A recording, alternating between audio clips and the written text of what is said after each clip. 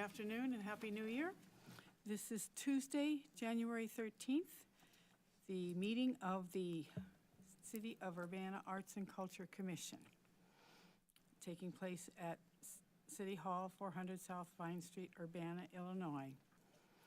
The first item on our agenda today is a call to order and roll call. Sarah Buckman. Present. Robert White. Present. Barbara Headland. Present. Abby Harris. Present. Hannah Andreessen. Present. Xander Hazel. Present. Moving right along, we have on the agenda the approval of minutes of the previous meetings. Do we have any nominations or discussion that we need to address before it's time to make a motion? Do I hear a motion then? I make a motion to approve minutes.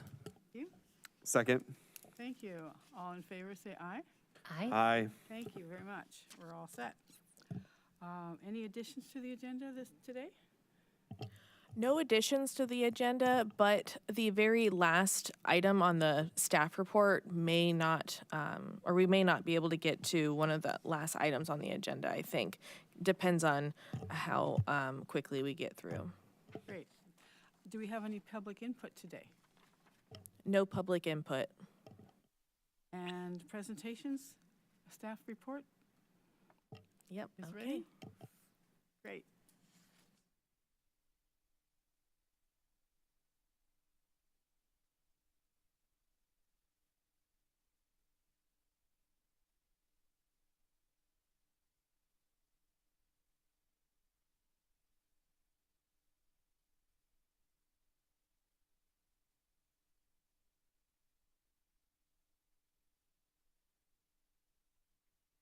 All right.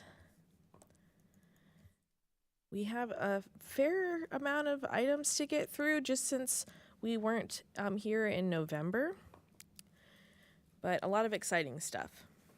So I'll just get started here. All right, going back to December, I just want to go through some of the things that we did. So we were able to do this really awesome event for the second year in a row, Downtown Urbana Winter Lights, in partnership with Immersion Fest, and also Gallery Art Bar ended up helping out too. We did reschedule it for December 20th due to the snowstorm that showed up. But it was a really beautiful event downtown, so I have a few photos. The alleyways were activated in Crane Alley, South and North Crane Alley, as well as above Cinema Gallery and on C4A across the street from Rose Bowl. So it was really beautiful. The Immersion Fest team worked really hard to set up some really interesting lighting. There were tons of groups of people who came in to do like photo shoots, and that was pretty cute to have families and just people dressed up. There were some other events that were happening that day. So I think there was like a costume parade that happened in Lincoln Square Mall. So all those folks came and took really cool photos. And there was some interactive, light, immersive sort of setups happening at the back gallery or patio of gallery. And they also had a really cute hot cocoa, hot cider station at the back of gallery too. So we were able to contract out Immersion Fest team and also contract out gallery to just provide heaters, hot cocoa that ended up being free. So we have, I think, a final head count that's not really, it's very rough, but a couple hundred people who came through, which is really awesome because it was kind of cold, but it was really great to just see folks meander, stare, gather, and enjoy the lights that they put up. I do have some 40 North updates that I'm going to tuck in here as well. So December postmark was December 6th, and that was held at the Independent Media Center, and there was a lot of really amazing activities that were going on downtown. So it was really great to have the Postmark event kind of tie together and be like an anchor for a lot of other events. And it's kind of becoming a pattern where Postmark is kind of acting as like a tool to showcase other events also. And I really like that, because I think that there's just, there's so many things that can happen in our downtown on one day, that by having an event that has like a hub with maps that tell you exactly where everything's happening, I think it just is really helpful for so many other organizers. They had the postcard by Cindy Sampson, who's a local artist. So this was the postcard for, I think, maybe January, so the one that we just did. And that was this past Saturday. And the theme was reuse, recycle, and there was just so much going on. They had a puzzle swap so that people could come, bring a puzzle, or just take a puzzle.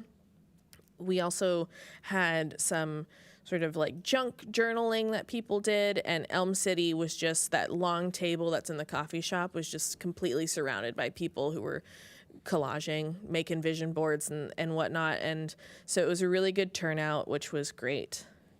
And then overlapping with that time, Postmark Urbana Spotlight Series is this project that is pretty much to just add more music during the daytime that overlaps with Postmark.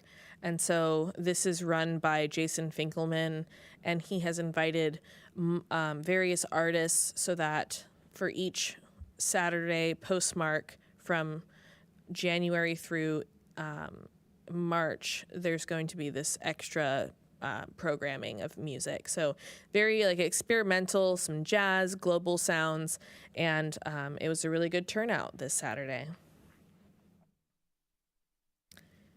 All right. Okay, sculptures, you guys. Very exciting. So something a little different happened this year with the selection process for sculptures within our county. And so because PAL, Public Art League, is now run by 40 North, it used to be a little bit different when sculptures, there'd be a call for everyone. So all of the entities who need a sculpture will be part of the call. You know, we need 2 spots. Someone else might need 2 spots. And so the call goes out, and then a group of us met all together to look at all of the submissions. And it's very different from other art because sculpture that's outdoors, it's just not as plentiful as an artist who's going to be doing like murals. So there's less submissions that come in with sculptures typically. So I had the opportunity to be part of sort of that group where the Park District selected murals that were good for their spots. And there were a couple of ones that I thought would work with our spot. But a lot of them didn't really have what we needed for our locations, which is the Boneyard Creek where the Ice Pops is, and then also downtown where the Iron Post is. So this is one sculpture that will be replacing Ice Pops, which is the popsicle sculpture at the Boneyard that is very much in deep need of maintenance and repair. But because there's been some communication issues with getting in touch with the artist who is out of state, it's been really hard. So that's just kind of been one of those things with, you can only maintain some sculptures for so long when they're outside. And that location is that stormwater retention area. So it can be really hard. When I saw this mosaic sculpture, it really stood out because it's really colorful, it's interesting, but the mosaics that's the type of art form that's done really well in like water areas, just as I've done my research. So I'm very excited that this will be at the Boneyard Creek. It's called Heal Us by Nicole Beck. It's 6 feet high, 3 feet wide, and 3 feet in depth. 400 pounds, made from steel, painted fiberglass, and with mosaic surfacing. So it's going to be really beautiful. I also wanted to just share this one more time. The call for portfolios for the parking deck mural is still open. So I believe there's more information. This is some of the detail we covered last time, but in terms of specifics on what the applicants will need to include, and here's a snapshot of the texture. Oh, I guess I didn't put that. I believe it's in February, mid-February, that the call's due, but that's still open. Submissions have come in. It was about 2 months of a call, I think. So typically when we have a call open, you'll see applications and submissions kind of flood in last minute, just because this is also one of our biggest calls for submissions that we've had. $50,000 will be going to the artist to cover their cost and the cost of implementing the project. The deadline is February 9th. February 9th. Okay, cool. Thanks, Xander. And if anyone has questions about it, they can reach out to 40 North and talk to Kelly White about any more details. Oh, there it is, the next slide. Okay, well, so since that's here, I'll just say that when the applications are closed, the initial review will occur, and that's going to be me and 40 North. And essentially, we're going to be looking for feasibility, making sure people have their budgets feasible and filled out properly. And from that, we'll have that whole list of applicants and their submissions with their portfolios. And so we'll do a similar thing that we did with the ground mural, where you all will be the jury for the final selection of the artist, and it will be anonymous. It'll be a form like some of our past ones have been, and I'm going to try to find a not annoying way to rank them, because essentially we want to score them, and then your average scores will kind of show us who the top maybe 3 are, and then I would bring back those maybe top 2 or 3 options, and then you can have further discussion on the selected artist. Kind of nice driving around town and seeing them up. I'm going, oh yeah, we voted on that. That was great. Oh yeah. And I think that with this mural, it's going to be really big, and I think that the only thing is it would be great to really make sure that the space is ready for it too. So the building owner is going to be taking care of the initial cleaning and power washing of it, but in terms of the city taking care of some things, I think it'd be really great to look into maybe getting an arborist out there and trimming some of the trees that need that trimming anyway, because they're touching buildings. And I think just a little bit of maintenance on that would really showcase the new mural too. Okay. Could I ask a question yeah. about just overall, will there be any way for the artist to seal the artwork, put something on it so that it doesn't chip, or with that different surface? Mm-hmm. Will there be anything that they're advised to basically try and maintain the mural, coat it with something at the end? I think that I feel strongly about some sort of coating, and there are various shellacs and things, especially there's also mural shield that protects against graffiti. It basically just makes the surface very slick, very smooth, so that when you do go and clean off something that might have gotten on there, it's way easier to clean. And I think in terms of weather, it kind of acts similar, where it's just really easy the surface is so slick that it might not grab onto things, but with this sort of textured surface, it might only go so far anyway, so yeah. All right. Big updates here. So, upon further review of our arts grants process, the new community development director and myself, Olivia, we've been talking about just how we can sort of streamline the grants in a way that's a little bit more feasible for the one person staff that we have, when in the past it's been 1.5 to 2 people kind of working on this. So instead of the tiers having a range of amounts, the tiers are going to have a set amount. And tier 1 will be $2,000. So all tier 1 grants will be $2,000, where it used to be $1,000 to I think maybe $3,500, and then we changed it to $2,000 to $3,500 last year. And so that's going to be for individual artists and initiatives. The Arts in Schools program, which is for USD 116 schools, they can apply for the $2,000 grant. Those teachers could also apply for tier 2, but I think that the projects are usually more in the realm of the tier 1s that the schools do. And So the Arts and Education grant is not separate like it used to be? no, it hasn't been separate since I started. It was kind of like grouped together, but there's always been like a set amount where we're definitely going to have $3,000 for the Arts in Schools.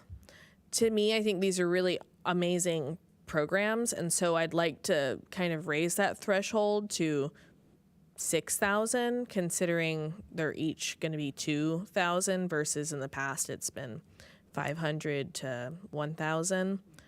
And then tier 2 is at the maximum amount that the arts grants can be without being the downtown festival, which is the $4,999. So that's the mid-size initiatives, multi-day workshops, events, small festivals, and the 50-50 matching funds is still going to be required like it has been in the past. And that is the news. If you have any questions, let me know. For the tier 2, just as a refresher, the matching funds, is that in kind and financial? Yep.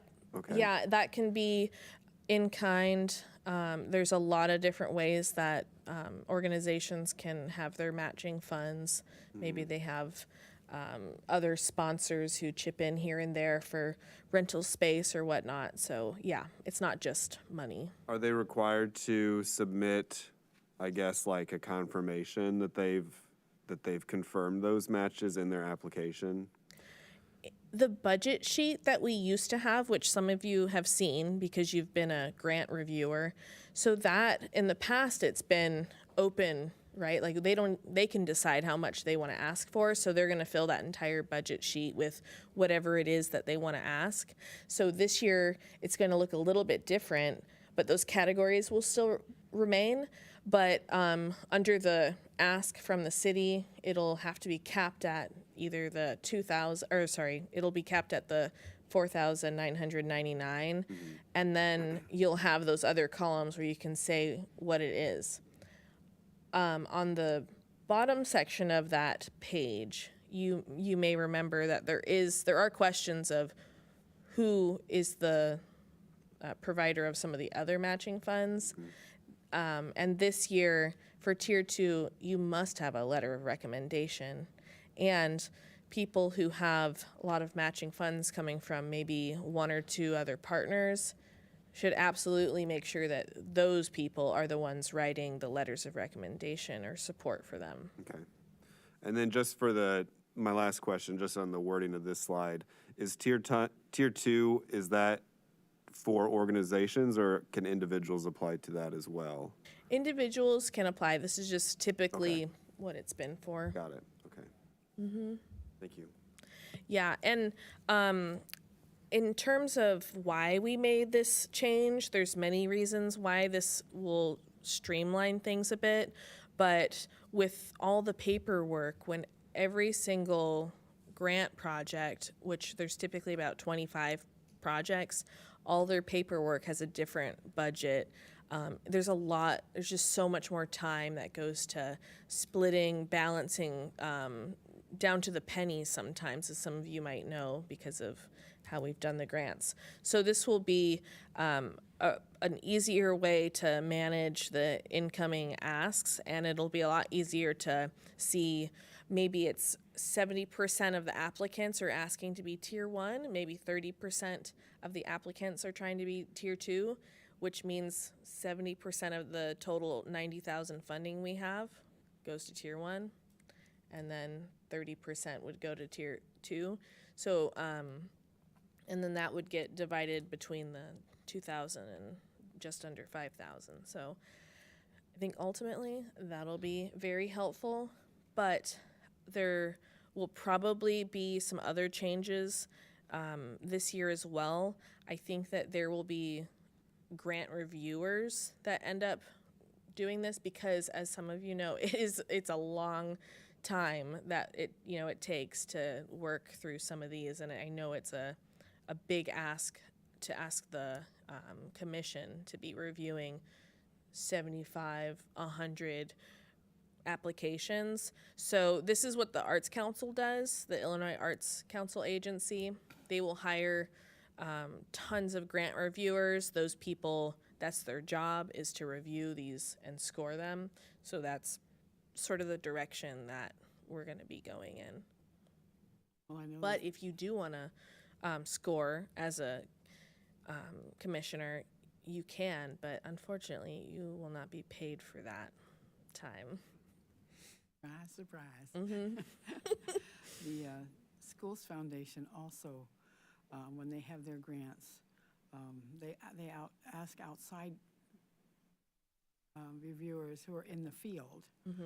Often, because I get an invitation every year to help with the grants that people are applying for.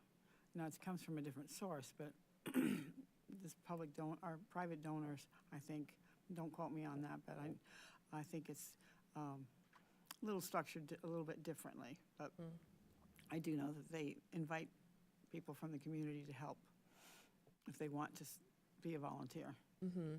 And I will definitely be finding grant reviewers within our county to be reviewing. So it won't be, strangers. It'll be people who understand and know how important these grants are. And I think that's going to be really helpful. Should we keep our radar on to help you? What was that? Should we keep our radar on to help you? If you would like to, if you know people who are familiar with the grant reviewing process as well, you're more than welcome to send their names over to me. Okay. I think that it just is very detail oriented.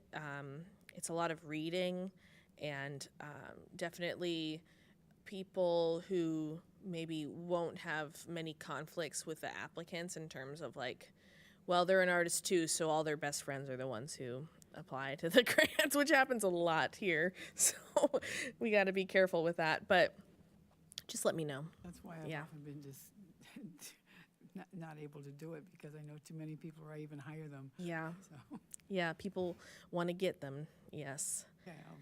okay, Okay. Next up, the 2026 Urbana Poet Laureate application. Coming soon. Our current Poet Laureate, Angie, has been doing some events. She's had, I think her last one was at the library, and she will be wrapping up her cycle by joining the Poetry Out Loud that 40 North runs, which is the region of students doing poetry. So she'll be there joining, I think, as a judge and maybe also performing a piece. But yeah, so there will be more information shared about this Poet Laureate to be. All right. Okay, Artist of the Corridor. This is in process right now. Our next artist is Millie Vishwakarma, and she's a photographer who does some really incredible nature wildlife photos. So we're working on the exhibit still, as you might have seen, installation in process. But at the Urbana Free Library, she'll be presenting her nature photography, which really includes some amazing visions of nature that she's experienced, and she has a really incredible, whimsical way of doing some editing. And then here at the City Hall lobby area, there will be wildlife, really amazing animal photography that she's done in her travels. And during Boneyard this year, she will do a workshop at the Urbana Free Library, and it's going to be really cool. She's going to have photographers who want to join, and they're going to go and meet at the library, do a lecture, and then go on a walk and do some photography downtown. So it should be pretty cool. All right. Okay, next is Postmark for this coming February 14th from 2 to 4.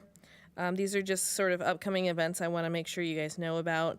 But for the month of February, just like it's been for the past couple of years, this Postmark event celebrates Lunar New Year while also celebrating Poetry Month, and it also happens to be Valentine's Day. So there's going to be a lot going on downtown, and it should be a really good time.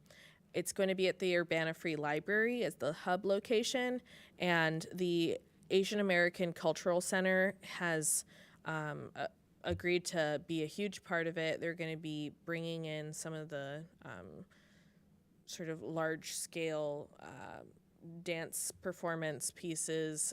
I think either the lion or a dragon that they're going to have on display, and there's going to be some pretty awesome cultural musical performances as well. So, all right. And then I also wanted to share that Art at the Market that we do during the summertime has kind of transformed during the winter months as Make and Take at the Market in partnership with the Idea Store. And it kind of is just continuing that art making spirit while being at the farmer's market. So this is located outside of the Idea Store at Lincoln Square Mall in that sort of alcove area. And it's only been 2 Saturdays that they've done it, and they have really taken off. The team at the Idea Store has done a great job. They set up these big tables with lots of art supplies that's different themes each weekend, and people are having a blast. Lots of families who, half the family goes and does their shopping, and then some of the younger kids do their art making. So it's been really cool. Are those your hands? Are those your hands? Those are not my hands. I think those are some Idea Store hands, perhaps. Or Canva hands. Okay, I've gone too far. So, because we have about 30 minutes, I want to focus on the bylaws, and I will escape this.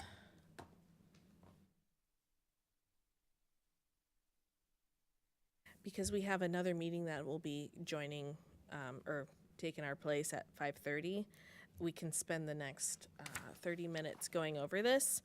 And as you can see, everyone's probably looked at it a little bit, right?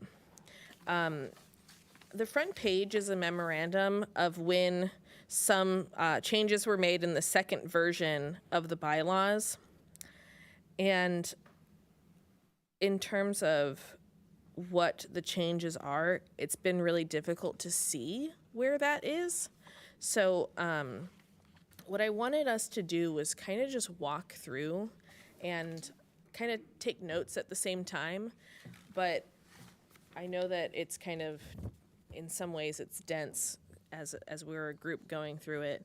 But basically, if anyone had a moment to look at this, is there anything that you generally want to talk about, or is there anything that stands out to anyone? What would it be best to just start from the beginning? Do we want to popcorn around the room? We don't need to read this whole thing. Well, question for you, you know, because you have a little bit more experience in terms of navigating the bylaws.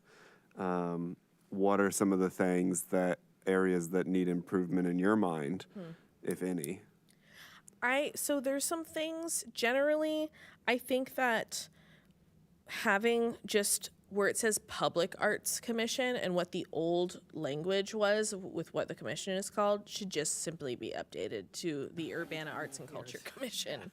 So that was one thing, to just update the name. And where it has a little bit of background information on Public Arts Commission was created with that ordinance and passed in 2008. That could just be a good area to explain how that was called the Public Arts Commission, and now it is this. So just kind of having a little bit of context. Under Article 1, members, there is this section 1 that says the Public Arts Commission shall consist of 9 members appointed by the mayor with consent of the city council. So as of right now, we have 6 people. In the past, it has been suggested to change the number of seats to 7. I think it's best if it's just 9 and they're filled, is what ideally would happen. I think that can be a little tricky just with people coming in from the university and not staying very long and then heading out. But I think that those are things that happen also when we just quickly, let's fill this seat. This person can only be here for so long, but let's just get them in anyway. So I think that really making sure that the process of someone applying and then staff having like an interview or a meeting with them before just simply being like, yes, send that recommendation to the mayor. So that's just something where I think it should stay at 9, but I'm open to hear what you guys are thinking. I mean, my only experience with nonprofit bylaws, I've seen ranges instead of having like a finite number. Usually an odd number to an odd number, 5 to 9 could be reasonable. Then you don't get, too concerned with having to meet, 9 filled seats, right? You can say, I'm still within this range that is acceptable. But an odd number to break ties. I guess I wonder because there's different quorum requirements based on seats filled. So I guess I wonder, I think I'll ask the city clerk about a range and see if anyone else, but I think would be really interesting.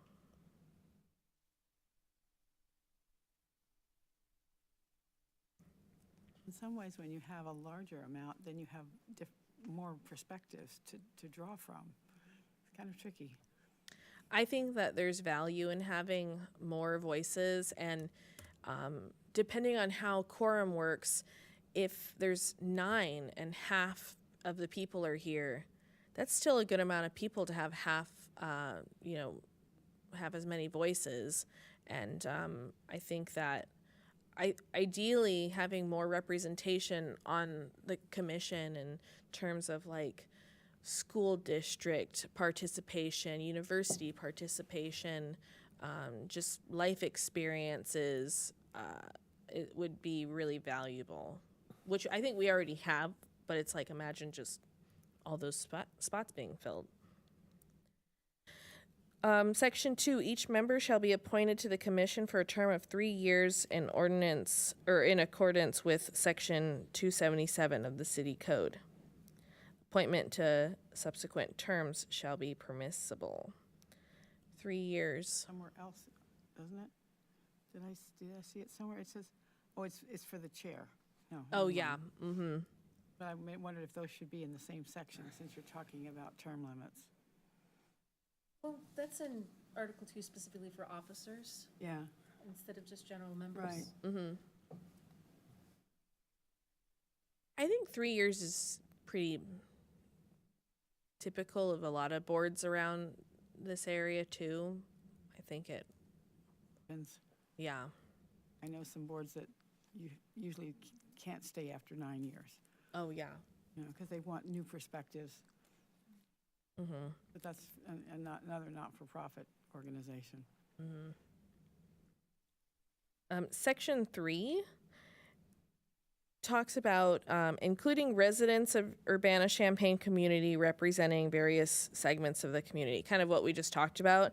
And I think that this language is actually really good. There shall be no requirement that the commission be balanced with an equal number of residents from either city or professional background or general interest. So it's not like half can be from Champaign, half can be from Urbana. I think that when I'm looking at people who are applying, it's how invested are they in this community, even if they've lived in Champaign for the past 10 years. Maybe they work and advocate in Urbana all the time, or they care.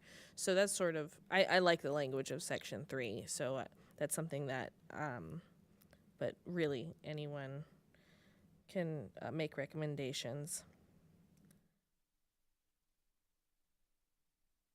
Section 4 kind of goes over what we had already talked about in terms of the process where the mayor has that recommendation and brings to council for approval. Okay. Maybe I should skip to the ones that I care about. Okay. All right. Section 5. Just in general, Yeah. between Articles 1 and 2, Mhm. Article 1, Section 5 references the secretary, but then there's no information about the secretary in the officers section. Mm-hmm. Yep. Wait, are you looking at Section 2 already? No. I'm looking at Article 1 and Article 2, Oh, yeah. Mm-hmm. Section 5, and then Yeah, 2 doesn't have a secretary position. Yeah. traditionally, we haven't had one up since we founded. It's always been whoever was the city employee coordinator was usually taking the notes. So that might just be needing to be updated for current procedures. Yeah, this one. Yeah, prepare a letter notifying to the mayor of an individual member's absence. Yeah. So I think that would be worth looking into and being like, does that need to be in there? It might be helpful, just in case, to have that on the books. Mm-hmm. Oh, You guys are all great, but you never know if you need to remove someone.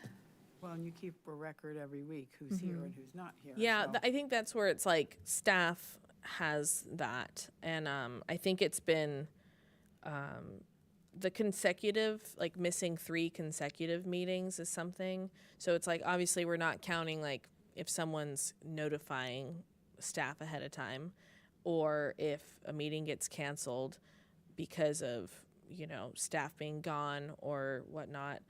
So, or quorum, even if it was everyone notified, it's not like we're gonna count lack of quorum if everyone gave that time.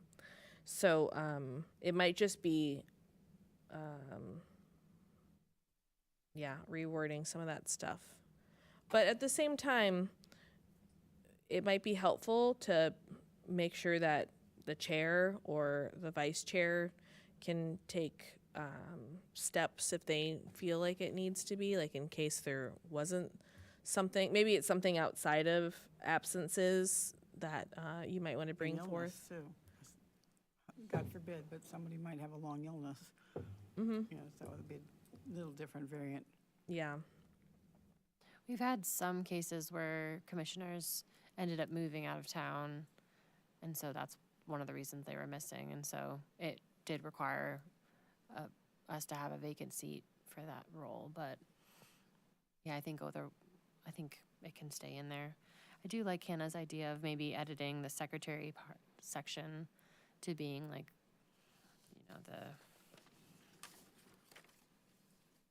your role, I guess. Yeah, for section 5.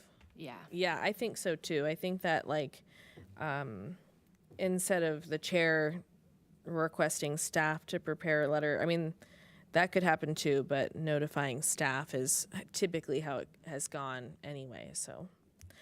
Which, Barbara, as someone who was there in 2008, do you think that was there more of a connection with the secretary or someone who was on the commission who just maybe spoke to someone about things regarding budget or I anything? think the city employee was the person that was Yeah. contacted. So I'm secretary sure that might, as volunteers too, we have the legal right.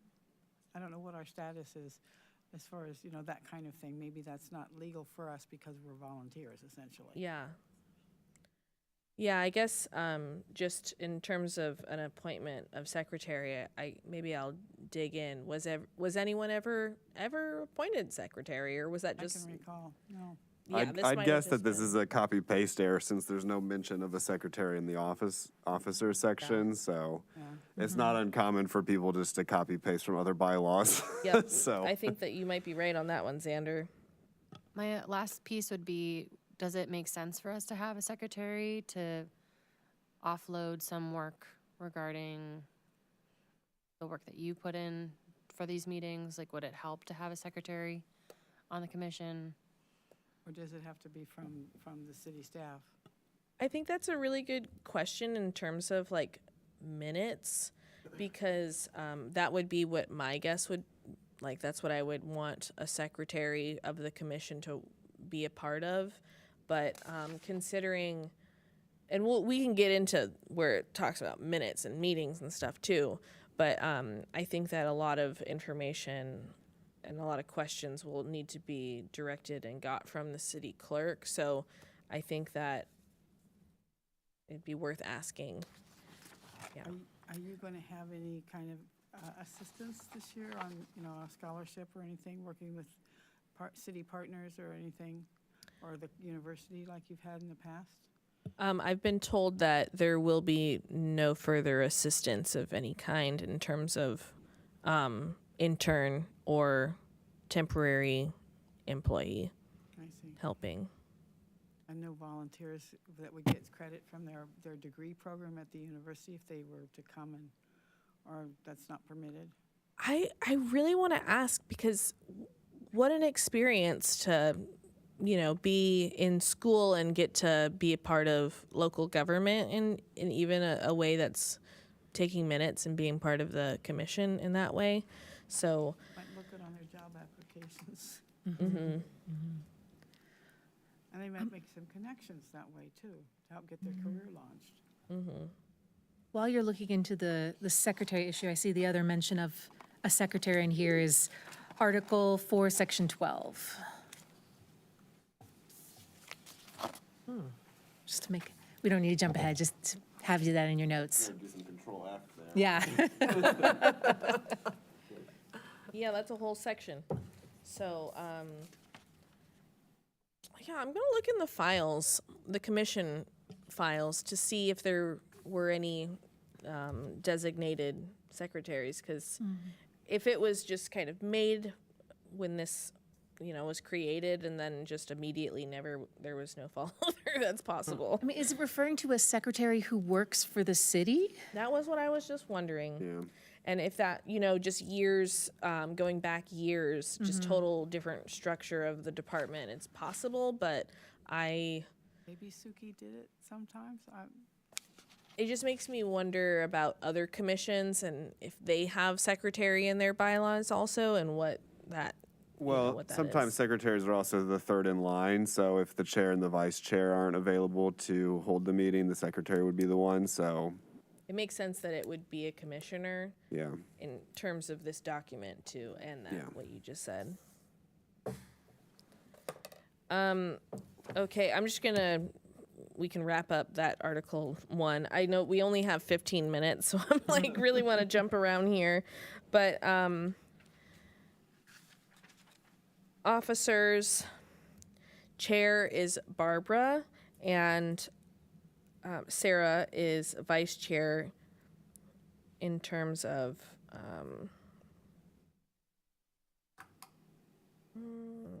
thought it was in here. That your time spent, like seniority. But it looks like it is a.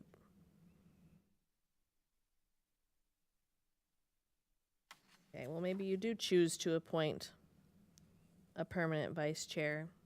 And that hasn't happened in maybe several years. Can we make a motion? Maybe we could put it on the agenda for next, Yeah, okay. yeah. But I could add that. Sure. Mhm.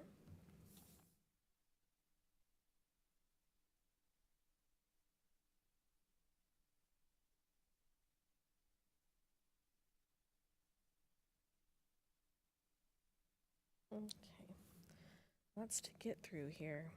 Can we jump ahead? Subcommittees? Did you have something? Well, I was going to jump ahead if it's okay. Yeah, how far were you gonna? It's on page 4, Okay. and it's below the list of ABCs, A through I. It says, "The chairperson shall set the agenda for each meeting." I've Wait, never- which never section been is asked to that? do it. It's on page 4, after you have all those. Section 8 is this A to I, and then below it, it says, "The order of the agenda may change depending on the matters to be considered by the," and then that's one of those edits. But then it says, "The chairperson shall set the agenda for each meeting." That's never happened. And if I may add to that, the following sentence says it takes 2 people to add something to an agenda. Is that how we've been operating? I don't think so. I think whoever sat in that You chair. can, though, add an item. If you want to. So I feel like if you guys wanted to add an item, like say, you know, let's get an intern or something, you could add that item on the agenda if there were 2 of you. What was that? Sorry, where did that come from? Yeah, maybe somebody's studying student government, they're in a government program and they want to learn about how things work. There may be some possibilities yet. Yeah. That's a good point, though. So that's always been done by the city head of the program. This, just going to section 6, where it's holding meetings in the form of study sessions, I think that that's really great, especially when we're, cut short, we don't have that much time, or you just really want to talk about something more before we do a vote or something. Definitely, I know it means scheduling one more time for everyone, but I think that the more involved that the commission can be, I think the stronger the program is overall. And sometimes that means meeting one more time, additionally than just once a month. It's rare, but it can happen. It has happened a little bit. Did you want to say something? I was gonna just mention that I'm really happy that we're going through the minutes, or not the minutes, the bylaws, because I think it gives us kind of more of a macro view of what we could be doing. Like, I really like the idea of having subcommittees, or like you were mentioning, like more focused discussion, which we could maybe look at, things that we wanna, some goals that we wanna set for the commission, how we reach those goals, that kind of thing.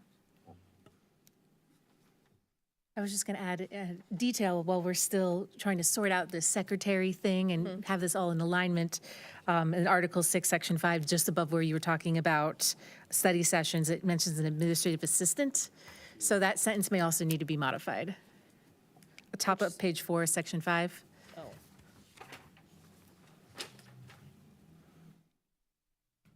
Oh, yeah. So this is one of the big ones that actually I wanted to talk about, just because in the past, like when I first started, the economic development supervisor was taking notes when I first started. I don't know if you remember that. I kind of have seen some past commission meetings when Rachel was presenting as staff, and I know that Steph took minutes. And I'm not sure what happened before that, like if Heather Ann ever took minutes, but is that Heather Ann was one of the administrative assistants for Community Development Department, and she would often be here for some of the meetings. Yeah, and with this, it's one of those things where this just hasn't been happening for the past almost 3 years. I don't think it should go away. It's just, well, how do we get it to happen? And is it worth Don't know. it? Do we need it? I mean, it seems like it was historically important if they underlined "and." So that must have been important at some point. Yeah. Yeah.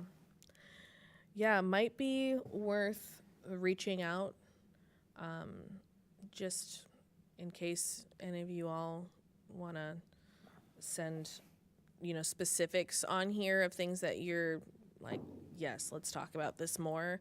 That might be helpful, and I can kind of reach out to my supervisor about some of these things too, and the city clerk.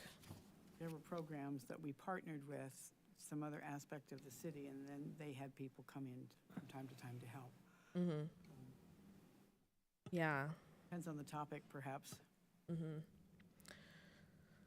We have 9 minutes. Yeah, I definitely think that we should, Starting to gather. like, I'd make a motion to add this to the agenda for next meeting. Continue. Oh, we could almost do a study session And now do a that we study know. Well, a subcommittee needs to be formed? I'd be more Which- comfortable noting tiny little typos in a subcommittee than in front of everyone. Did you want to make a motion? So, yeah, a motion to add this onto the agenda to kind of firm up our edits, and then maybe even make a plan of utilizing the bylaws to kind of set some goals for the commission for this year. That'd be wonderful. Do we hear a second? Second? Thank you. All in favor, say aye. Aye. Aye. No nays? Any nays? Good. There you have it. Did you want to include a study session, or was that just for next meeting?